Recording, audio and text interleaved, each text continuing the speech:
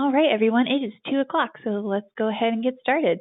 I wanted to thank you personally for attending this webinar. We are really excited to learn how to make the most of matching gifts programs. At QGIve, I've seen some of our nonprofits run really amazing matching gifts programs, and I know that Hannah's got some fantastic insight onto how thing. Let's see, before we get started, I wanted to introduce myself a little bit. I'm Abby Jarvis. And I work with QGIve. If you're not familiar with us, we are an online fundraising platform. We are all about helping nonprofits raise more money, which is why we're so excited for Hannah to be here. I do know that there are a number of QGIve clients with us today. Guys, if you see anything that is interesting to you that you want to do with QGIve, let me know or let our customer support team know, and we will point you in the right direction.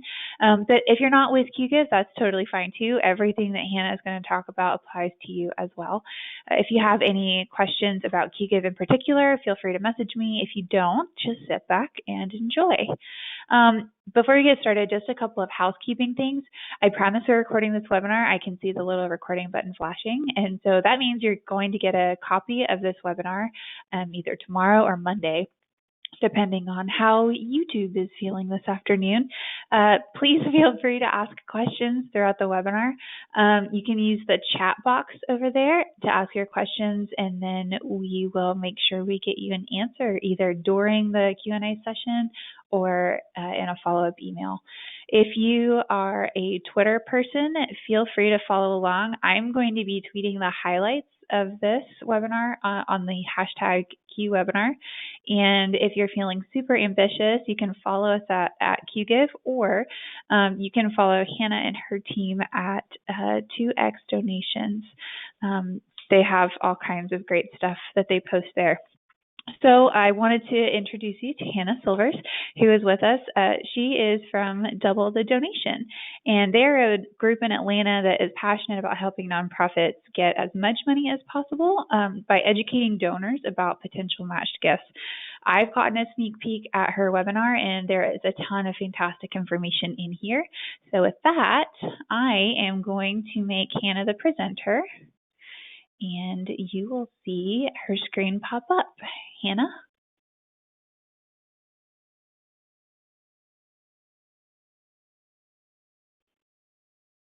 Are you there? Hello, can everybody hear me? Yes. Great, perfect. So thank you, Abby, and thank you to the entire QGIve team for having me. It's a true pleasure to be here to talk about my favorite topic, matching gifts. The goal for everyone today is two-part. First, to get a firm understanding of the essentials of corporate philanthropy, which includes matching gifts. But secondly, and maybe more importantly, some practical tips for marketing matching gifts to your donors, which will help you bring in even more matching gift revenue than you have ever before. So before we jump in, my name is Hannah Silvers, as Abby said. I'm a content strategist with Double the Donation. I like having my picture here, not because I like looking at my own face, but I like to be able to picture someone when they're talking to me. So if you're the same way, here I am. As you can see, Double the Donation is the leading provider of corporate matching gift and volunteer grant software for nonprofits. We develop tools and we work with partners to ensure they receive every benefit of corporate philanthropy possible. And the way we do that is through awareness and information. And that's so important because between $6 and $10 billion in matching gift revenue is left on the table every year. And that's according to our own statistics. So it's not really because corporations don't want to support philanthropy. And it's not because donors don't want to make their gifts count for more, but it's just because donors don't know that these types of programs are an option and they don't know how to make the most of them. So today what we're going to do is we're going to help you address that gap with your own donors and boost your earnings. Here's what we're going to do today. First, I know a lot of you know a bit about corporate philanthropy, but we need to make sure everyone's on the same page before we get into the rest. So if you're an expert, bear with us through a little bit of the basics of matching gifts. And then once everybody's on the same page, we'll get into the part you tuned in for, which are practical strategies and tips for marketing matching gifts to your donors. So for each strategy, we'll talk about why it works and how you can do it yourself. And the best part is that I've got real life examples from Double the Donation partners to share with you so you can see all of these strategies in action. It's always good to have examples. And then after we run through all these marketing strategies, we're going to open the table, okay? During this part, please don't be shy. I'm happy to go through any examples you saw that you want to talk about more. I also have some of our matching gift specialists here with us, so if you have specific questions about Double a Donation or about matching gifts in general, feel free to ask those and we'll get your questions answered. Okay, you ready? So we're going to start off by getting a firm grounding in matching gifts, which is one of the most popular and widespread forms of corporate philanthropy. So I really wasn't kidding when I said that they're popular. These are just some of the companies that match their employees' donations, and you might recognize a few of them. You also might want to take a note of this URL that we have up here. We've curated some information on these and some of the other most popular matching gift programs in the country. There's more than 50 of them on this page. It's a great resource for you to have if you're looking to expand your own matching gift efforts. So I'll have this later, and we'll also send it out after the webinar so that you have this resource with you. But if you want, jot this URL down now because it'll be very helpful later, I promise. All right, crash course on matching gifts. Matching gifts are a kind of corporate philanthropy program in which companies pledge to donate the same amount of money to the same nonprofits that their employees do. And that means that they match their donation. So they even set aside portions of their budget just for this purpose. So why do they do it? Well, it's a win-win for nonprofits and for the corporations. So on the nonprofit side, you get more funds without having to ask your own donors for more of their own donations, which is great. And on the corporate side, companies need to show that they're giving back and they're taking their ethical responsibility seriously. And frankly, matching gifts are one of the easier and more efficient ways that companies can do this. All I have to do is budget properly and set up the necessary paperwork. And speaking of paperwork, matching gifts aren't a free-for-all as much as we would love them to be. The programs always come with some specifications that you need to be aware of as you look to expand your own efforts. So first, not all companies match donations to all nonprofits. So in particular, religious and political organizations are often ineligible for these kinds of corporate funds for a variety of reasons. But some companies will specifically match donations at all or at a higher ratio to some nonprofits that they feel a closer connection with. We see this a lot with educational institutions. A lot of companies really like to emphasize matching their employees' donations to these types of organizations. Speaking of which, not all matching gift programs offer exact matches. So a lot of companies will, because it's easier and it's very efficient, match donations at a 1-to-1 ratio. So donating exactly the amount of money that their employees did to the same nonprofit. But some will double or even triple an employee's donation. And sometimes that can vary depending on the kind of nonprofit receiving the funds. For example, an educational nonprofit versus an arts or cultural nonprofit, or based on your donor's employment status with the company, which brings us to our third point. Some companies only match gifts from full-time employees, but others will match part-time, retirees, or even spouses of current or retired employees. Fourth, every program sets a maximum and minimum donation amount that they'll match, and the parameters vary widely depending on mostly the size of the corporation that we're talking about. And then fifth, there's always some sort of expiration date for matching gift requests. Many companies give their employees a year after the donation to submit a request for their gift to be matched, but other companies set specific dates, which are often something like the end of the calendar year or April around the end of tax season. So for all the speak of requirements and requests, we're going to go through the mechanics of how these matching gifts actually end up from the corporations into your bank account. First, your donor makes a contribution to your nonprofit. And then, if their employer offers a matching gift program that they're eligible for and that you're eligible for, the donor will submit a request to their employer. So more and more these days, we see these requests being made online. But some companies do still keep paper matching gift requests, but often they'll be found on the company's website in an online format and they have to be returned to the HR department. So third, once the company receives this request, they'll reach out to your nonprofit to make sure that that original donation was made for the amount that the donor said it was, and they'll also check their their employees' eligibility as well as your nonprofit's eligibility. And if everything checks out, number 4, the company sends your nonprofit a check. It sounds a little bit complicated, and it is a little bit complicated, but it's not as bad as you might think it would be. But the complication usually isn't in the mechanics of the steps. People tend to have those down.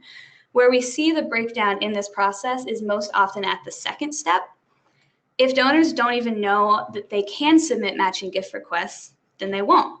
And your nonprofit can't submit these requests on behalf of your donors. They have to do it. But don't worry, there is something you can do. You can ensure that none of your donors are in the dark about the programs and that they know how they work. Which brings us to the most effective tool you have to make sure that your donors know how these programs work and that they exist, which is your marketing strategy. Here's some things to keep in mind as we go through some of these strategies and examples. The goal of your matching gift marketing strategy is three-pronged.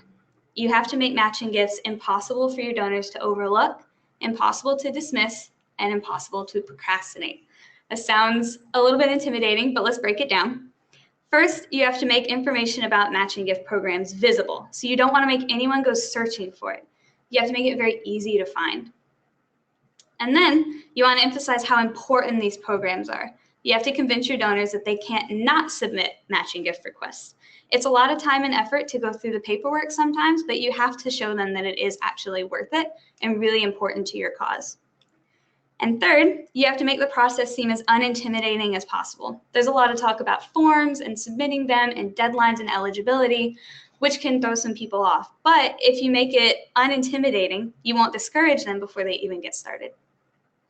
All right, so as we keep these guidelines in mind, let's jump into some of these strategies for marketing matching gifts.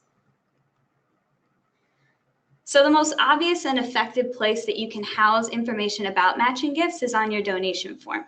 And that makes a lot of sense, right? If donors are already on your form, it means they already want to support your cause and they care about your cause. So it's a great place to show them that, look, your donation can go even farther toward helping what we do here. So the example I have on the screen is from a double a donation partner, the Girl Scouts of Greater Atlanta. This is their donation form.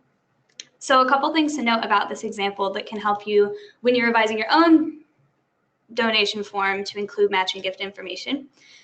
First, note the location. It's in the middle of the form. It's after kind of introductory material, but before they actually choose what donation level they want to use to submit. This makes it really hard to ignore. Also note that it's concise. If you give a gigantic lesson on what matching gifts are and why they're important, people will skip over it because they don't think it's worth their time to read. But if you submit really concise information to them, then it doesn't look as intimidating and they'll have a better chance of going through and reading it. There's also a reference to matching gifts and a link to check whether their employer is eligible, which gives them something to actually do, which is very impactful when you're dealing with online communication instead of in person. Also, something we'll see a couple times throughout the rest of these examples, but is important here. Not many donors know the term matching gifts. Makes sense, right? But you should provide ways for them to learn more about what they actually are and explain what they're actually doing in different terms so that they know what you're asking them to do, even if they don't know the specific terminology. So after your donor makes a donation, that's another great place for you to include information about matching gifts. And the reason for that is that you can capitalize on the great feeling of making a donation and whatever brought them to your form by putting it immediately after the donation. Plus, you remind them while they're still thinking about it, which is great because remember, a lot of programs have very strict deadlines with these kind of requests. So the earlier you can encourage them to submit their request, the better chance you have of getting them submitted during the eligibility period. So here's an example from the Piedmont Foundation. There's a few things that they do really well.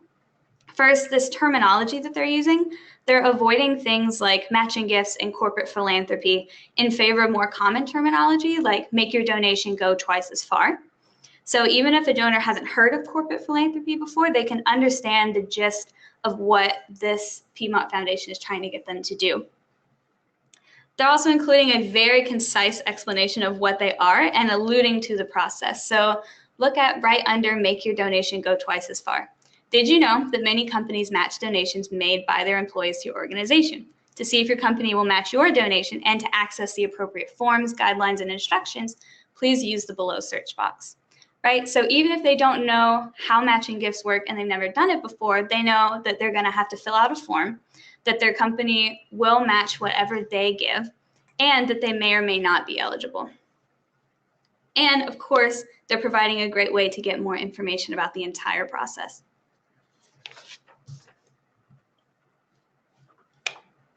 Donors are always looking for receipts from their donations to land in their inbox. And they look for it for a couple of reasons. First, just to make sure that their donation was processed properly, but also they need to keep these for their own financial records because there's often a link to a receipt, as you can see here. So since your donors are already looking for these emails, they're a great place to house information that you really want them to see, like matching gift information. So something that the Piedmont Foundation does really well, this is tied to our last example, is following all of these best practices of donor stewardship that we know so well in an automated email to make it seem personal. And the reason they're doing that is because submitting a matching gift request is more work. It's not more money coming from your donor, but it is effort and time. And so you want to make sure that you're encouraging them to do that, even though they've already gone through the effort of making a donation. So by addressing the donor by name, thanking them in the first sentence, referencing the specific gift amount, keeping the tone humble and focusing on the donor, they're showing how much they appreciate the work that was already done, acknowledging that they're about to ask you to do something else. So the wording here, make your donation go twice as far, that ties into earlier we were talking about with terminology. They may not know the term matching gifts, but they do know that they want to make their donation go twice as far. These automated confirmation emails are an amazing place to house this type of information, so I would really encourage you to go look at that and how your own is structured and how you can work in matching gifts into them because people really are looking at them. Of course, the confirmation email isn't the only type of email that you can send to your donors to promote matching gifts. You can also send emails at other times, but of course you don't want to overwhelm your donors and give them too much information because you don't want them to tune out your emails. So it's important to time these extra type of emails very, very well. So I would suggest if you have a large campaign or large event coming up, you can prepare your donors ahead of time with information about matching gifts so that they know when they make a donation regarding when they make a donation that's connected to the event or connected to the campaign, they know that they can get it matched. So let's take a look at the National Kidney Foundation email. Look at the subject line. Do you work for a matchmaker?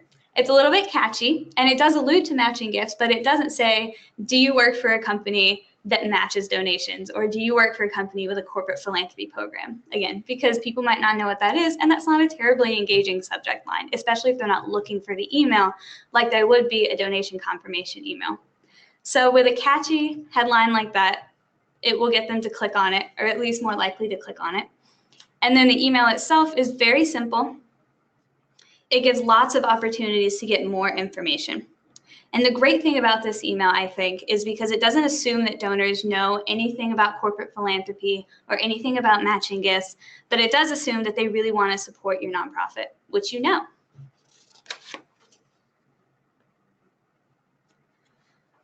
So the examples we've seen so far have mostly placed this matching gift information in the path of donors who are already in the donation process, but you can't just focus on them. You also have to focus a little bit higher up the funnel so that everyone can think about corporate philanthropy and getting their employers to match their gifts. So one of the best ways you can do this is to dedicate a page on your website to matching gifts. And there's a couple reasons why this is a great idea.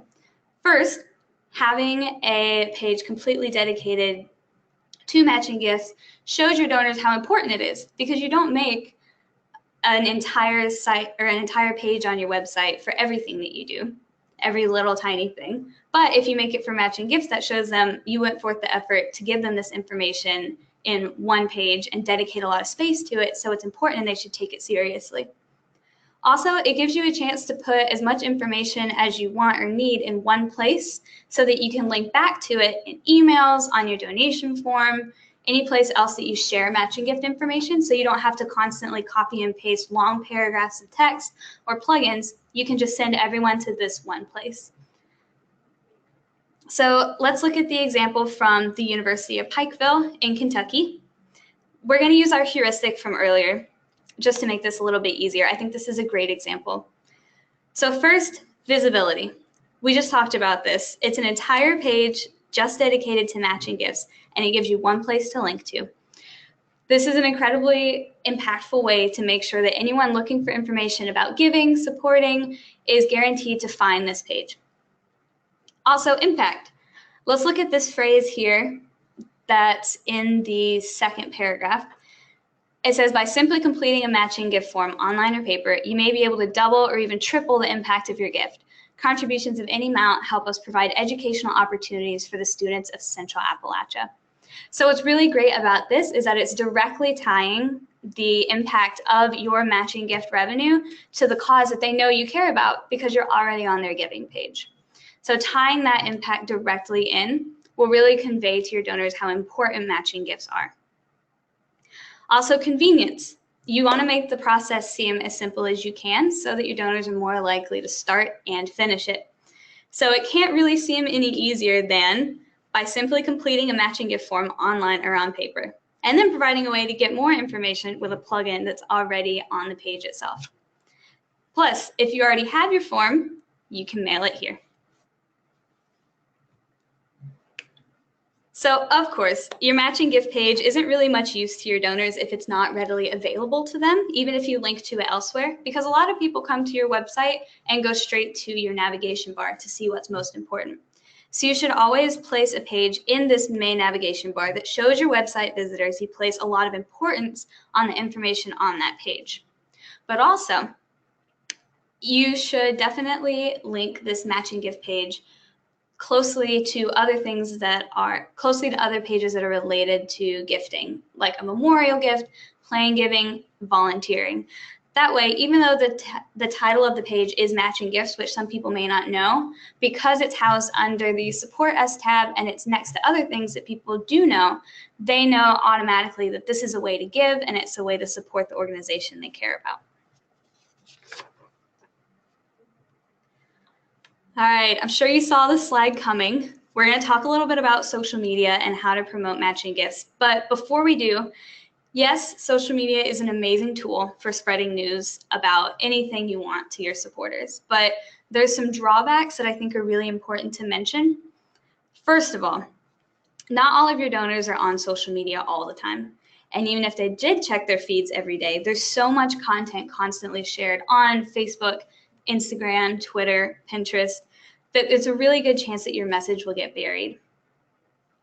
So, that said, it is really important to recognize that social media has an incredible reach if you use it properly. So let's look at the first example on the left side of the screen. This is from the CMT Association, and it's from their Facebook page. A couple things that really make this particular Facebook post effective is that there's an image. Images are great for stopping donors who are just scrolling through their timelines because it gives them something interesting to catch on. Also, the impact of the gift is emphasized not just in the text where it says every gift we receive is significant in funding our fight to find treatments for CMT, but it's also emphasized in this image. It's not just an image of an ice cream cone, as delicious as that looks. It's an image that has information on it in an engaging font and an engaging way. Plus, that's a great statistic to pull out. Plus, there's a great convenient link to find more information in the post itself. Writing gigantic, long Facebook posts may seem like a good idea to convey a lot of great information, but because social media tends to catch people with smaller, punchier messages, it's great to have a place to link where they can find more information after you've caught their attention with a smaller, more impactful post. So let's look at the second example on the right. This is from the Center for Puppetry Arts Twitter page. The Twitter character limit forces you to be a bit more concise, which is actually a really good thing. Here we have a very short, clear instruction to take a certain action and a link to click on to complete that action. which is something that's really important in both of these cases. There are direct actions. These are really great to keep your donors from, when they're scrolling through their feeds, to stop and engage with your particular post.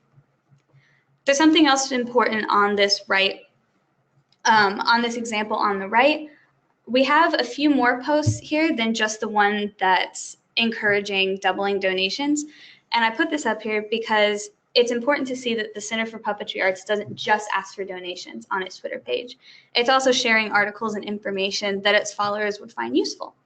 So that's a great way to provide value and build authority and goodwill so that your donors are more likely to follow through when you ask them to do something like fill out a matching gift form. This last example that we have is an example of a postcard. So direct mail feels a bit more formal and official than a social media post or an email. So it's a great medium for marketing something like matching gifts. And you're conveying how important these types of programs are by putting forth the effort of mailing this postcard. We're going to walk through this heuristic again with reference to this postcard here. Visibility. It's very easy, we just talked about, for posts on social media and emails to get lost sometimes, but delivering a physical postcard to your donor's door is a great way to get it noticed. It's a lot less easy to ignore that way. Plus, postcards, instead of blank envelopes with the image inside of them, get to catch your donor's attention a little bit more effectively because they are brighter, they're smaller, there's less information, so they seem not just more engaging, but a little bit less intimidating to read. As far as the impact of this postcard, I'm sure the back has a wonderfully engaging picture as well. But on here, what I want to point out is that double and triple are bolded and colored the Florida Institute of Technology color red. That's really showing you in the very first sentence, wow, this is really important, I should pay attention. And then let's think about how convenient matching gift programs seem according to this postcard. Just in these 2 bullet points, there are 3 different ways that donors can find more information about matching gift programs. You can email, you can call, and you can go online to this very particular URL. Plus, the last sentence says, most of the time, it's as easy as filling out a form online. I don't think anything could seem less intimidating or easier than this postcard makes it seem. Something really important to think about when we're talking about this kind of matching gift marketing is the timing. Because as we talked about a little bit before, inundating donors with a lot of matching gift information doesn't tend to pay off, especially if they've heard it once, they've heard it a few times, but once you inundate them with it, they start to tune it out, and that's not what you want. So it's best to deliver information when it's actionable. Automated confirmation emails are definitely the best way to ensure that you catch donors when they're thinking about the donation and the reason that they donated. That last bit is really important. They might have been inspired by a friend or a story they heard on the news or maybe an event that they heard about, but whatever the impact of that memory was that drove them to your donation form is not going to last forever. If you wait too long to ask them to match their gift, you might not only miss out on deadlines, but you might miss out on the reason that they decided to donate in the first place. So it's important to deliver this information while that memory is still fresh in their mind. There's also several, excuse me. You can also time this matching gift marketing around common corporate deadlines, especially if a significant portion of your donor base is employed by the same company. We can think about nonprofits in areas like Seattle or Atlanta, where there's a good chance that a lot of your donors work for the same company, like Amazon or Coke. So if you know that a lot of your donors are employed by the same company, then you can time this kind of marketing around those particular deadlines, which are very easy to find, not only through matching gift databases, but on the corporate websites themselves. And also, more generally, a lot of companies are thinking about their charitable donations around the end of the calendar year or the fiscal year, as well as the beginning of tax season. So these are really great times to bring up matching gifts because people are thinking about them more. So this brings us to months like November, December, January, and April. To see what this looks like in practice, take this tweet. As you plan your end of year donation to AARF, check to see if your company will double your donation. So emphasizing that timing not only helps you remember when it's best to bring the stuff up to your donors, but also helps show them why it's important now, not just anytime. That was a blast. Thank you so much for having me on today. I really hope you learned a lot. And if there are any questions or something you'd like to see again, let me know. I'm really happy to go back to any of these particular examples. I know we buzzed through them kind of quickly. I wanted to leave plenty of time for questions.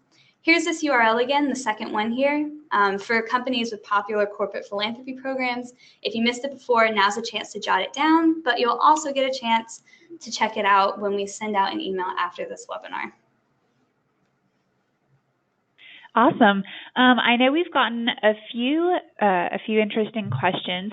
One is from Karen, who wanted to know what the difference is between a matching gift and a volunteer grant. Great. So the main difference is that a matching gift is, so a company will donate the same amount of money that an employee made in a direct donation to a particular nonprofit. So if they donated $100 and they're eligible and their company matches it, then they'll also donate $100. But a volunteer grant will match volunteer hours spent with money. So for instance, if a particular employee spends 15 hours over a year volunteering with a certain nonprofit, then in their program guidelines, a company will say how much that's worth. So it might be 15 hours get you $500 to the nonprofit, 30 hours will get you $1,000. Okay, very cool.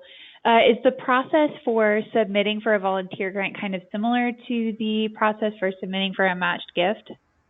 It is, yes. The forms will likely be different, but all the information will very likely be housed in the same place and will go back to the same people. Okay, super cool. I wanted to know if there's a certain segment of donor that is most likely to finish a matching gifts process, whether it's like loyalty to a particular nonprofit or like a particular company that has employees that are really into it. Do you know if there's any kind of like demographic information a nonprofit could use to segment out their list? Yeah, so I think you touched on it a little bit, that usually the best way is to look at the companies themselves, because some companies are significantly more generous with their corporate philanthropy programs.